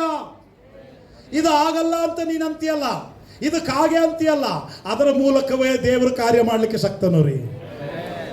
ಇವ್ರು ಬೈತಾರೆ, ಇವ್ರು ಹಂಗಂತಾರೆ, ಇವ್ರು ಹಿಂಗಂತಾರೆ, ಅವ್ರು ಸರಿ ಇಲ್ಲಣ್ಣ, ಇವ್ರು ಸರಿ ಇಲ್ಲಣ್ಣ ಅಂತೀಯಲ್ಲ. ನಾನು ಸವಾಲು ಮಾಡ್ತೀನಿ, ಅಂಥವರೇ ಮುಂದಿನ ದಿನದಲ್ಲಿ ರಕ್ಷಣೆ ಹೊಂದಿ ಸಭೆಯಲ್ಲಿ ಕೂತ್ಕೊಳ್ತಾರೆ ನೋಡ್ರಿ. ನಂಬಿಕೆಯಿಂದ ಒಂದು ಅಲ್ಲೆಲ್ಲೂ ಹೇಳ್ರಿ. ನಿನಗೆ ಆಗಲ್ಲ ಅಂತ ಏನಂತೀಯಲ್ಲ, ಅದು ಆಗುವ ಹಾಗೆ ದೇವರು ಮಾಡಲಿಕ್ಕೆ ಶಕ್ತನಾಗಿದ್ದಾನೆ. ಅದಕ್ಕೆ ಕಾಗೆಯಿಂದ ಊಟ ಕಳಿಸಿದರು. ಸರಿ, ಕಾಗೆಯಿಂದ ಕಳಿಸಿದೆಯಾ ಸ್ವಾಮಿ, ದಿನಾ ಕಳಿಸೋದೇನಪ್ಪ, ಬೆಳಗ್ಗೆ ಸಾಯಂಕಾಲ, ಬೆಳಗ್ಗೆ ಸಾಯಂಕಾಲ, ಬೆಳಗ್ಗೆ ಸಾಯಂಕಾಲ. ನಿನಗೂ ಕಷ್ಟ, ಕಾಗೆಗಳಿಗೂ ಕಷ್ಟ. 1 ವಾರಕ್ಕಾಗಷ್ಟು ಕಳಿಸ್ಬಿಡು ಒಂದೇ ಸರಿ, ಇಲ್ಲ 3 ದಿನಕ್ಕಾಗಷ್ಟು ಕಳಿಸ್ಬಿಡು ಒಂದೇ ಸರಿ. ಸ್ಟಾಕ್ ಮಾಡಿಕೊಂಡು ನಿನಗೂ ತೊಂದರೆ ಕೊಡಲಿಲ್ಲದಂಗೆ ನಾನು ಊಟ ಮಾಡ್ಕೊಂಡು ಆರಾಮಾಗಿ ಇದ್ಬಿಡ್ತೀನಿ. ನಾನು ಹಂಗೆ ಕಳಿಸಲ್ಲ ಎಲಿಯ, ನಾನು ದಿನ ಬೆಳಗ್ಗೆ ಸಾಯಂಕಾಲನೇ ಕಳಿಸ್ತೀನಿ, ನೀನು ಕಾಯ್ತಾ ಇರು. ಒಂದೇ ಸಾರಿ 3 ದಿನಕ್ಕಾಗಷ್ಟು ಕಳಿಸಿದ್ರೆ ಏನು ಮಾಡ್ತೀಯ ನೀನು? ತಿಂದ ಆರಾಮ ಮಲಗ್ತೀಯ. ಮತ್ತು ಸಾಯಂಕಾಲಕ್ಕೋಸ್ಕರ ಕೇಳಲ್ಲ. ಅರ್ಥ ಆಗಿದೇನು ಹೇಳೋದು? ಸಾಯಂಕಾಲ ಆದಾಗ ಮತ್ತೆ ನೀನು ಕೇಳಲ್ಲ. 3 ದಿನಕ್ಕಾಗಷ್ಟು, ವಾರಕ್ಕಾಗಷ್ಟು. ನಮ್ಮ ಪ್ರೇಯರ್ ಹಿಂಗೆ ರೀ, ದೇವರೇ ನಂದು ಬ್ಯಾಂಕ್ ಬ್ಯಾಲೆನ್ಸ್ ಒಂದು ಸ್ವಲ್ಪ ಜಾಸ್ತಿ ಮಾಡಪ್ಪ, ದೇವರೇ ನನಗೆ ಸಮೃದ್ಧಿ ಮಾಡಪ್ಪ, ದೇವರೇ ನನ್ನ ಕೊರತೆ ಎಲ್ಲ ನೀಗಿಸಪ್ಪ, ನನಗೇನು ಕಷ್ಟ ಬರಬಾರ್ದು ಸ್ವಾಮಿ. ಇದೆಲ್ಲ ನಮ್ಮ ಪ್ರೇಯರ್ಗಳು. ಇದೇನಾ ಬೇರೆ ಏನಾದ್ರು ಪ್ರೇಯರ್ಗಳಿದಾವ? ಇದೀರಾ? ನಮ್ಮ ಪ್ರೇಯರ್ಗಳಿದೆಯಲ್ಲ, ದೇವರೇ ಸಮೃದ್ಧಿ ಕೊಡಪ್ಪ, ಆಶೀರ್ವಾದ ಮಾಡಪ್ಪ, ಮಕ್ಕಳು ಚೆನ್ನಾಗಿ ಓದಬೇಕಪ್ಪ, ಬ್ಯಾಂಕ್ ಬ್ಯಾಲೆನ್ಸ್ ಜಾಸ್ತಿ ಆಗಬೇಕಪ್ಪ, ಹಣ ಜಾಸ್ತಿ ಆಗಬೇಕು, ದುಡಿಮೆ ಜಾಸ್ತಿ ಆಗಬೇಕು, ಆರೋಗ್ಯ ಜಾಸ್ತಿ ಆಗಬೇಕು, ನನಗೆ ಅದು ಬೇಕು, ಇದು ಬೇಕು, ಇದು ಬೇಕು, ಇದು ಬೇಕು, ಎಲ್ಲ ಸ್ಟಾಕ್ ಮಾಡ್ತಾ ಇದ್ದೀವಿ ನಾವು. ಎಲ್ಲ ಕ್ಷೇತ್ರಗಳಲ್ಲಿ ನಿನಗೆ ಅಭಿವೃದ್ಧಿ ಮಾಡಿಬಿಟ್ರೆ ದೇವ್ರನ್ನ ಕೇಳ್ತೀಯ ನೀನು? ಅದಕ್ಕೆ ದೇವರು ಏನು ಮಾಡಿದಾರಂದ್ರೆ, ನಿನ್ನ ಎಲ್ಲ ಕ್ಷೇತ್ರಗಳಲ್ಲಿ ಅಭಿವೃದ್ಧಿ ಕೊಟ್ಟಿಲ್ಲ, ಯಾವುದೋ ಒಂದು ಕ್ಷೇತ್ರದಲ್ಲಿ ದೇವರು ನಿನಗೆ ಕೊರತೆ ಇಟ್ಟಿದ್ದಾರೆ, ಯಾವುದೋ ಒಂದು ಚೌಕಟ್ಟಲ್ಲಿ ನಿನಗೆ ಕೊರತೆ ಇಟ್ಟಿದ್ದಾರೆ. ಯಾಕೆ ಆ ಕೊರತೆ ಇಟ್ಟಿದ್ದಾರೆ ಅಂದರೆ, ದೇವರನ್ನ ಕೇಳಬೇಕು ನೀನು. ಪ್ರತಿ ದಿವಸ ದೇವರ ಮೇಲೆ ಆಧಾರ ಆಗಬೇಕು. 3 ದಿನಕ್ಕಾಗಷ್ಟು ಕೊಟ್ಟರೆ 3 ದಿನಕ್ಕೆ ದೇವ್ರನ್ನ ಮರೆತು ಹೋಗ್ತೀಯ. 1 ವಾರಕ್ಕಾಗಷ್ಟು ಕೊಟ್ಟರೆ 1 ವಾರನ ದೇವ್ರನ್ನ ಮರೆತು ಹೋಗ್ತೀಯ. ಯಾವಾಗ ದೇವ್ರ ನೆನಪು ಬರ್ತಾನೆ ನಿನಗೆ? ಒಂದು ವಾರಕ್ಕಾಗ ಅಷ್ಟು ಕೊಟ್ಟರೆ 8ನೇ ದಿವಸ ದೇವ್ರ ನೆನಪು ಬರ್ತಾನೆ ನಿನಗೆ. 7 ದಿವಸ ಇದೆಯಲ್ಲ, ಮತ್ತೆ ಯಾಕೆ ದೇವರು? ಅದಕ್ಕೆ ದೇವ್ರು ಹೇಳಿದ್ರೆ, ಎಲಿಯಾ ಹಂಗೆ ಮಾಡಲ್ಲ, ನಾನು ಸಾಧ್ಯ ಇಲ್ಲ. ಪ್ರತಿ ದಿನ ನೀನು ಕೇಳು, ನಾನು ಕಳಿಸ್ತೀನಿ. ಪ್ರತಿದಿನ ಕೇಳು, ಪ್ರತಿದಿನ ನನ್ನ ಮೇಲೆ ಆಧಾರ ಆಗ್ಬೇಕು ನೀನು. ನಿನಗೆ ಟ್ರೈನಿಂಗ್ ನಡೀತಾ ಇದೆ, ತರಬೇತಿಯಲ್ಲಿದೆಯಾ ನೀನು, ನನ್ನ ಮೇಲೆ ಆಧಾರಗೊಳ್ಬೇಕು. ಪ್ರತಿ ದಿವಸ ಬೆಳಗ್ಗೆ ಸಾಯಂಕಾಲ, ಬೆಳಗ್ಗೆ ಸಾಯಂಕಾಲ, ಬೆಳಗ್ಗೆ ಸಾಯಂಕಾಲ ನನ್ನನ್ನು ಕೇಳೋದು ರೂಢಿ ಮಾಡ್ಕೋ. ಕೇಳ್ತಿದೀಯಾ ದೇವ್ರನ್ನ? ಕೇಳ್ತಿದೀಯಾ ದೇವ್ರನ್ನ? ಕೇಳ್ತಿದೀಯಾ ದೇವ್ರನ್ನ? ಹಲ್ಲೆಲೂಯಾ. ಪ್ರತಿದಿನ ಮುಂಜಾನೆ ಸಂಜೆ, ಮುಂಜಾನೆ ಸಂಜೆ, ಮುಂಜಾನೆ ಸಂಜೆ ದೇವ್ರನ್ನೇ ಕೇಳಬೇಕ್ರಿ. ಯಾರನ್ನೂ ಕೇಳೋಕ್ಕಾಗಲ್ಲ ನಾವು. ಪ್ರತಿದಿನ ಕೇಳಬೇಕು. ವಾರಕ್ಕಾಗ ಅಷ್ಟು ಕೊಡಲ್ಲ, ತಿಂಗಳಿಗಾಗ ಅಷ್ಟು ಕೊಡಲ್ಲ, ವರ್ಷಕ್ಕಾಗ ಅಷ್ಟು ಕೊಡಲ್ಲ. ಪ್ರತಿ ದಿನ ದೇವರಿಗೆ ಮೊರೆ ಹೋಗ್ಬೇಕು. ನಿನ್ನ ಕೊರತೆಗಳಿಗಾಗಿ ದೇವರನ್ನ ಕೇಳಬೇಕು. ದೇವರ ಮೇಲೆ ಆಧಾರ ಆಗೋದನ್ನ ರೂಢಿ ಮಾಡ್ತಿದ್ದಾನೆ ದೇವರು. ಇನ್ನೊಂದು ವಿಷಯ, ಏಲಿಯನಿಗೆ ಮಾತಾಡೋ ಅವಕಾಶ ಇದ್ದು ದೇವ್ರ ಹತ್ರ ಒಂದು ವೇಳೆ ಕೇಳಿದ್ರೆ, ಸ್ವಾಮಿ ಆ ಕಬಾಬ್ ಕಳಿಸ್ತಾ ಇದ್ದಾರಲ್ಲ ಯಾರೋ, ಅವ್ರದ್ದೊಂದು ಸ್ವಲ್ಪ ಅಡ್ರೆಸ್, ಫೋನ್ ನಂಬರ್ ಕೊಡ್ರಿ ಅಂದರೆ, ಅರ್ಥ ಆಗಿದೆಯಾ ಹೇಳೋದು? ಆ ಕಬಾಬ್ ಕಳಿಸ್ತಾ ಇದ್ದಾರಲ್ಲ ಕಾಗೆಯಿಂದ, ಅವ್ರು ಯಾರು ಕಳಿಸ್ತಿದ್ದಾರೆ ನನಗೂ ಗೊತ್ತಿಲ್ಲ, ಎಲ್ಲಿಂದ ತೊಗೊಂಡ್ಬರ್ತೈತೆ ಅದು ನನಗೂ ಗೊತ್ತಿಲ್ಲ, ಅದು ನಿನಗೆ ಗೊತ್ತು ಸ್ವಾಮಿ. ಯಾರು ಕಬಾಬ್ ಮಾಡಿ ಇಡ್ತಿದಾರಲ್ಲ ಅವ್ರದ್ದೊಂದು ಸ್ವಲ್ಪ ಅಡ್ರೆಸ್, ಫೋನ್ ನಂಬರ್ ಕೊಡಂದ್ರೆ ದೇವ್ರು ಕೊಡಲ್ಲ. ಯಾವ ಮೂಲದಿಂದ ಆಶೀರ್ವಾದ ಬರುತ್ತೆ ಅಂತ ದೇವ್ರು ನಿನಗೆ ಕೊಟ್ಟರೆ ದೇವ್ರನ್ನ ಮರೆತು ಹೋಗ್ತೀಯ. ಏಲಿಯಾ ನೀನು ಕೇಳು, ನಾನು ಕೊಡ್ತೀನಿ. ನಿನಗೆ ಎಲ್ಲಿಂದ ಬಂತು, ಹೆಂಗಿಂದ ಬಂತು ಅದು ನಿನಗೆ ಬೇಡ. ಎಲ್ಲಿಂದ ಬಂತು ಗೊತ್ತಾ? ಕಬಾಬ್ ಎಲ್ಲಿಂದ ಬಂತು ಗೊತ್ತಾ? ಭಯಂಕರ ಬರಗಾಲ. ಬರಗಾಲದಲ್ಲಿ ಯಾರ ಮನೇಲಿ ಕಬಾಬ್ ಮಾಡ್ತಾರೆ? ಅಂಥ ಬರಗಾಲದಲ್ಲಿ ಯಾರ ಮನೇಲಿ ಕಬಾಬ್ ಸಿಗುತ್ತೆ? ರಾಜನ ಮನೇಲಿ ಸಿಗುತ್ತೆ. ರಾಜನ ಮನೆ ಟೇಬಲಿಂದ ಕಾಗೆ ತಗೊಂಡು ಬರ್ತಾ ಇದೆ. ನಾನು ಅಡ್ರೆಸ್ ಕೊಟ್ಟು ಫೋನ್ ನಂಬರ್ ಕೊಟ್ಟರೆ ಉಳಿತೀಯ ಮಗ ನೀನು? ನಾನು ಹೇಳೋ ತನಕ ಮಳೆ ಆಗಲಿ ಮಂಜಾಗಲಿ ಬೀಳಬಾರ್ದಂತ ತೊಡೆ ತಟ್ಟಿ ಹೇಳಿ ಬಂದಿದೆಯಲ್ಲ, ಅಲ್ಲಿ ಉಳಿಸ್ತಾನ ಅವನು? ರಾಜ ಅಡ್ರೆಸ್ ಕೊಟ್ಟರೆ ನಿನಗೆ ಫೋನ್ ಮಾಡಿದ್ರೆ ಉಳಿಸ್ತಾನ? ಲೊಕೇಶನ್ ಹಿಡಿದು ಬರ್ತಾನೆ ಮತ್ತೆ ನಿನ್ನನ್ನು. ಅರ್ಥ ಆಗಿದೆ ನಾನು ಹೇಳೋದು? ಇದ್ದೀರಾ ಇಲ್ಲೇ? ಅದಕ್ಕೆ ನಿನಗೆ ಅಡ್ರೆಸ್ ಕೊಡಲ್ಲ. ದೇವ್ರ ಮಕ್ಕಳೇ, ದೇವರಿಗೆ ಏನು ಕೊಡಬೇಕು, ಏನು ಕೊಡಬಾರ್ದು, ಹೆಂಗೆ ನಡೆಸಬೇಕು, ಹೆಂಗೆ ನಡೆಸಬಾರ್ದು ಎಲ್ಲವೂ ದೇವ್ರಿಗೆ ಗೊತ್ತಿದೆ. ನಮ್ಮನ್ನು ಹೆಂಗೆ ನಡೆಸ್ತಾನೆ ಅಂತ ನಾನು ಹೇಳ, ಒಂದು ಮಾತಲ್ಲಿ ಹೇಳೋದಾದರೆ, ದೇವರಿಗೆ ನಾವು ಅಡಿಕ್ಟ್ ಆಗಬೇಕು. ದೇವರ ಮೇಲೆ ಸಂಪೂರ್ಣ ಆಧಾರಗೊಳ್ಬೇಕು. ಇನ್ಯಾರೂ ಇಲ್ಲಪ್ಪ ನನಗೆ.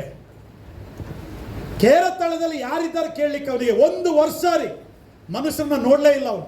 1 ವರ್ಷ ಅವನು ಹೆಂಗೆ ರೂಢಿ ಆದ ಅಂದರೆ, ಪ್ರತಿದಿನ ಮುಂಜಾನೆ, ಪ್ರತಿದಿನ ಸಾಯಂಕಾಲ ದೇವರೇ ದೇವರೇ ದೇವರೇ ದೇವರೇ ಅಂತ ಕೂಗಿ ಕೂಗಿ ಕೂಗಿ 1 ವರ್ಷದ ನಂತರ ಅವನು ಏನು ಕೂಗಿದ್ರು ಕೂಡ ದೇವರಿಗೆ ಕೂಗ್ತಿದ್ದ. ಏನು ಪ್ರಾರ್ಥನೆ ಮಾಡಿದ್ರು ದೇವರಿಗೆ, ಏನು ಕೇಳಿದ್ರು ದೇವರಿಗೆ. ದೇವರ ಮೇಲೆ ಸಂಪೂರ್ಣ ಆಧಾರ. ದೇವರಿಗೆ ಅಡಿಕ್ಟ್ ಆಗಿಬಿಟ್ಟ ಅವನು. ದೇವ್ರನ್ನ ಬಿಟ್ಟು ಇರಕ್ಕೆ ಸಾಧ್ಯ ಆಗಲಿಲ್ಲ. ಅಡಿಕ್ಟ್ ಆಗೋದಂದ್ರೆ ಏನು ಗೊತ್ತಾ? ವ್ಯಸನ. ಏನದು? ವ್ಯಸನಕ್ಕೊಳಗಾಗೋದು. ಕುಡಿಯೋದು ಬಿಟ್ಟರೆ ಏನದು? ಹೆಣ್ತಿನ ಬಿಟ್ಟರೆ ಬಿಡ್ತೀನಿ, ಕುಡಿಯೋದು ಬಿಡಲ್ಲ. ಹೆಣ್ತಿನ ಬಿಟ್ಟರೆ ಬಿಡ್ತೀನಿ, ಬಿಡೋದಿಲ್ಲ. ಹಿಂಗೆ ಹೇಳ್ತಾರೆ ನೋಡ್ರಿ. ಅಂದರೆ ಏನದ್ರ ಅರ್ಥ? ಅಷ್ಟು ಅಡಿಕ್ಟ್ ಆಗಿದ್ದಾರೆ ಅದಕ್ಕೆ ಅಂತ.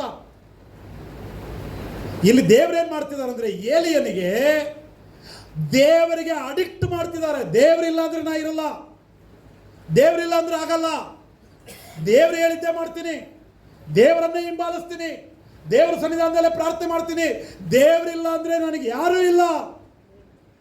ಅಷ್ಟರ ಮಟ್ಟಿಗೆ ದೇವರು ಏಲಿಯನನ್ನು ಅಡಿಕ್ಟ್ ಮಾಡ್ತಿದ್ದಾರೆ. ದೇವರ ಮೇಲೆ ಆಧಾರ ಆಗಂಗೆ ಮಾಡ್ತಿದ್ದಾರೆ. ಯಾರು ಇಲ್ಲ ರೀ, ರಿಸರ್ವ್ ಪ್ಲೇಸ್ ಅಂತಾರಲ್ಲ, ನಿರ್ಜನವಾದ ಪ್ರದೇಶ, ಯಾರೊಬ್ಬರು ಇಲ್ಲ ಅಂಥ ಸ್ಥಳಕ್ಕೆ ತಗೊಂಡೋಗಿ ಏಲಿಯನ್ನ ಇಟ್ಟಿದ್ದಾರೆ. ಕೇರತಳ್ಳದ ನೀರು ಬತ್ತಿ ಹೋಯ್ತು, ಒಣಗೋಯ್ತು. ಈ ಕಾಗೆ ಆಹಾರ ತಂದು ಕೊಡ್ತಾ ಇತ್ತಲ್ಲ, ನಿಲ್ಲಿಸ್ತು. ಒಂದು ಟೈಮ್ ಬಂತು, ಅದು ನಿಲ್ಲಿಸ್ತು. ದೇವರು ಎಲ್ಲಿವರೆಗೂ ಹೇಳಿದ್ರು ಅಲ್ಲಿವರೆಗೂ ಕಾಗೆ ಆಹಾರ ತಂತು, ನಿಲ್ಲಿಸ್ತು. ಕೇರತಳ್ಳದ ನೀರು ಬತ್ತಿ ಹೋಯ್ತು. ಇವಾಗ ಇವನು ದೇವರಿಗೆ ಕೂಗಿದ್ದಾರೆ, ದೇವರೇ ನೀರು ಬತ್ತಿ ಹೋಗ್ತಿದೆ. ಯಾಕಂಗೆ ಕೂಗ್ತೀಯ ನೀನು? ನೀರ ಆಧಾರವಾಗಿತ್ತು ನಿನಗೆ ಇಷ್ಟು ದಿನ? ನೀರ ಆಧಾರ ಅಥವಾ ನಾನಾ? ನೀರ ಆಧಾರವಾಗಿತ್ತ, ನಾನು ಆಧಾರವಾಗಿದ್ದ? ಹಲ್ಲೆಲೂಯಾ. ದೇವ್ರ ಮಕ್ಕಳೇ, ಭಾಳ ಜನರು ನಾವು ನಮ್ಮ ದುಡಿಮೆ ಮೇಲೆ, ನಮ್ಮ ಬಟ್ಟೆ ಮೇಲೆ, ನಮ್ಮ ಶಕ್ತಿ ಮೇಲೆ, ನಮ್ಮ ಮನೆ ಮೇಲೆ, ನಮ್ಮ ಜೀವನದ ಮೇಲೆ ನಾವು ಆಧಾರ ಆಗಿಬಿಟ್ಟಿದ್ದೀವಿ ಭಾಳಷ್ಟು ಜನ. ನಾನು ಮತ್ತೆ ಹೇಳ್ತೀನಿ, ದೇವ್ರ ಮೇಲೆ ಆಧಾರ ಆಗೋದನ್ನ ರೂಢಿ ಮಾಡು. ನಿನಗೆ ಏನಿದ್ರು ಏನಿಲ್ಲದಿದ್ದರೂ ದೇವ್ರ ಮೇಲೆ ಆಧಾರ ಆಗೋ. ನಿನಗೆ ಎಷ್ಟು ಸಮೃದ್ಧಿ ದೇವರು ಕೊಟ್ಟಿರಲಿ, ಆದರೆ ಒಂದು ಹೇಳ್ತೀನಿ ನಿಮಗೆ, ಕೆಲವು ವಿಷಯದಲ್ಲಿ ಸಮೃದ್ಧಿ ಕೊಟ್ಟಿರ್ಬೋದು, ಕೆಲವು ವಿಷಯದಲ್ಲಿ ಕೊರತೆ ಇದೆಯಲ್ಲ. ಕೆಲವು ವಿಷಯದಲ್ಲಿ ಎಲ್ಲ ಇದೆ ಅಂತ ಹೇಳ್ತಿದ್ಯಾ, ಕೆಲವು ವಿಷಯದಲ್ಲಿ ಏನೂ ಇಲ್ಲ. ಕೆಲವು ವಿಷಯದಲ್ಲಿ ಅರ್ಧ ಇದೆ, ಇನ್ನು ಕೆಲವು ವಿಷಯದಲ್ಲಿ ಕಾಲ್ವಾಗಿದೆ, ಕೆಲವು ವಿಷಯದಲ್ಲಿ ಕಂಪ್ಲೀಟ್ ಝೀರೋ ಇಲ್ಲ. ಏನನ್ನೋ ಎದುರು ನೋಡ್ತಿದೀಯ ನೀನು. ಏನೋ ಕಷ್ಟಗಳಿದೆ, ಏನೋ ಸಮಸ್ಯೆಗಳಿದೆ, ಏನೋ ಆಪತ್ತುಗಳಿದೆ. ಆ ಥರ ಏನೂ ಇಲ್ಲಪ್ಪ ಅಷ್ಟೇ, ನಾನು ಬೆಸ್ಟ್ ಇದ್ದೀನಿ ಅಂತ ಅನ್ನೋರು ಯಾರಾದ್ರೂ ಕೈ ಎತ್ತರಿ ನೋಡೋಣ. ನನ್ನನ್ನು ಸೇರಿಸಿ ನಾವು ಯಾರೂ ಇಲ್ಲ ರೀ.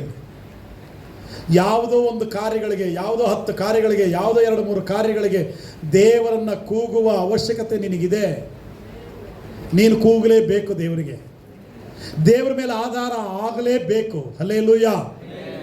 ಯಾರಿಲ್ಲ, ಸಹಾಯ ಮಾಡೋರು ಯಾರಿಲ್ಲ, ನೋಡುವವರು ಯಾರಿಲ್ಲ, ನನ್ನನ್ನು ಗಮನಿಸೋರು ಯಾರಿಲ್ಲ. ಒಬ್ಬನೇ ಇದ್ದೀನಿ ಸ್ವಾಮಿ, ನಾನು ಇದೀನಿ ಮಗ ಅಂತಂದು ದೇವರು. ನಾನು ಇದೀನಿ, ನೀನು ಭಯ ಪಡಬೇಡ. ಹಲ್ಲೆಲೂಯಾ. ಕೇರತಲದಲ್ಲಿ ಅವನುಂಟು, ದೇವರುಂಟು. ನೀರು ಬತ್ತು ಹೋಯ್ತು, ದೇವರನ್ನ ಕೂಗಿದ, ದೇವರೇ ಅಂದ. ನೀರು ಬತ್ತು ಹೋಗ್ತಿದೆ ಅಂದ. ನೀರಿನ ಮೇಲೆ ಆಧಾರ ಆಗಬೇಡ, ನನ್ನ ಮೇಲೆ ಆಧಾರ ಆಗ. ಹಳ್ಳದ ಮೇಲೆ ಆಧಾರ ಆಗಬೇಡ, ಅದಕ್ಕೆ ರೂಢಿ ಬಿಡಬೇಡ, ನನ್ನ ಮೇಲೆ ಆಧಾರ ಆಗ. ಈ ಕಾಗೆ ಏನು ಆಹಾರ ತಂದು ಕೊಡ್ತಿತ್ತಲ್ಲ, ಅದ್ರ ಮೇಲೆ ಆಧಾರ ಆಗಬೇಡ, ನನ್ನ ಮೇಲೆ ಆಧಾರ ಆಗ. ಇದೀರಾ? ನಿನ್ನ ಶಕ್ತಿ ಸಾಮರ್ಥ್ಯದ ಮೇಲೆ ಯಾವತ್ತೂ ಆಧಾರ ಆಗಬೇಡ. ಇರ್ಬೋದು ನಿನಗೆ ತೋಳ್ಬಲ ಇವತ್ತು ಇರ್ಬೋದು, ಒಂದು ದಿವಸ ಕುಗ್ಗಿ ಹೋಗ್ಬೋದು. ಒಂದು ದಿವಸ ಇವತ್ತು ಆದಾಯ ಜಾಸ್ತಿ ಇರ್ಬೋದು, ಒಂದು ದಿವಸ ಕುಗ್ಗಿ ಹೋಗ್ಬೋದು. ಇವತ್ತು ನಿನಗೆ ಸೌಂದರ್ಯ ಹೆಚ್ಚಿರ್ಬೋದು, ಒಂದು ದಿವಸ ಕುಗ್ಗಿ ಹೋಗ್ಬೋದು. ಇವತ್ತು ನೀನು ಓಡ್ತಾ ಇದೆಯಾ, ಒಂದು ದಿವಸ ಬರುತ್ತೆ ಕುಂಟ ಪರಿಸ್ಥಿತಿ ಬರ್ಬೋದು, ನಡೆಯೋ ಪರಿಸ್ಥಿತಿ ಬರ್ಬೋದು, ಗೊತ್ತಿಲ್ಲ ರೀ. ಇವತ್ತು ನೀನು ಸಂಪೂರ್ಣ ಆರೋಗ್ಯದಲ್ಲಿದೆಯಾ, ಒಂದು ದಿವಸ ಹಾಸಿಗೆ ಹಿಡಿಬೋದು. ನೀನು ಚೆನ್ನಾಗಿದ್ದಾಗಲೂ ಚೆನ್ನಾಗಿಲ್ಲದೆ ಇರುವಾಗಲೂ ದೇವರೇ ನನ್ನ ಆಧಾರ.